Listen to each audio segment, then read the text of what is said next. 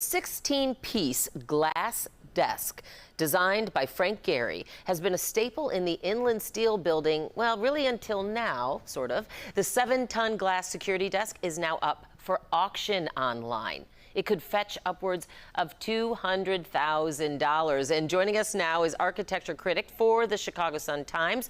Welcome to the show, Lee Bay. I appreciate you being here. Thank you. Good to be here. All right, the iconic piece, dubbed the Ice Henge, has been at that building since 2012. But Lee, walk us through why it's such an amazing piece and who the heck is likely to buy it. Good questions, both. Well, the piece was designed by Frank Gehry, the architect, the late architect Frank Gehry. We know, of course, here in Chicago, as designer of the Pritzker Pavilion here in Chicago, and the BP Bridge that links Millennium Park and Daly.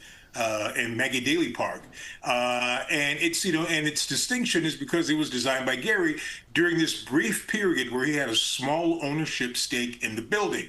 He always liked the building, Inland Steel building, designed by SOM built back in 1958, and he got a chance to design this glass desk for it as part of his kind of love for the building. Of course, Gehry is a well-renowned architect, not just here in Chicago, but throughout the world.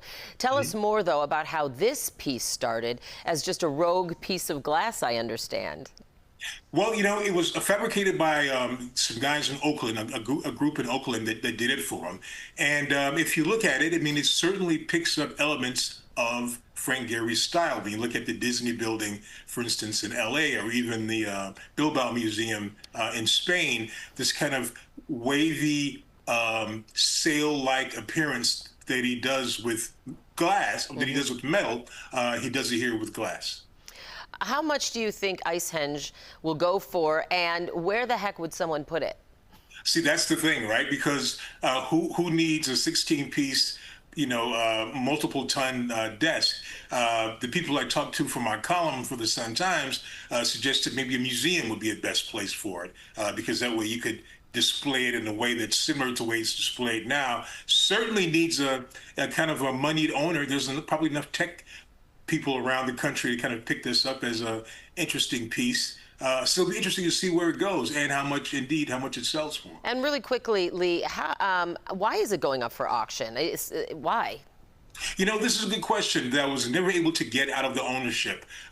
We know that the Inland Steel building, the note on it, the mortgage, was taken back by its financer, New York Life Insurance. And, obviously they're not in the business of holding on to real estate. So one can assume perhaps that this may be a prelude to selling the building, but we don't know, and we asked and we weren't told. All right, well, Lee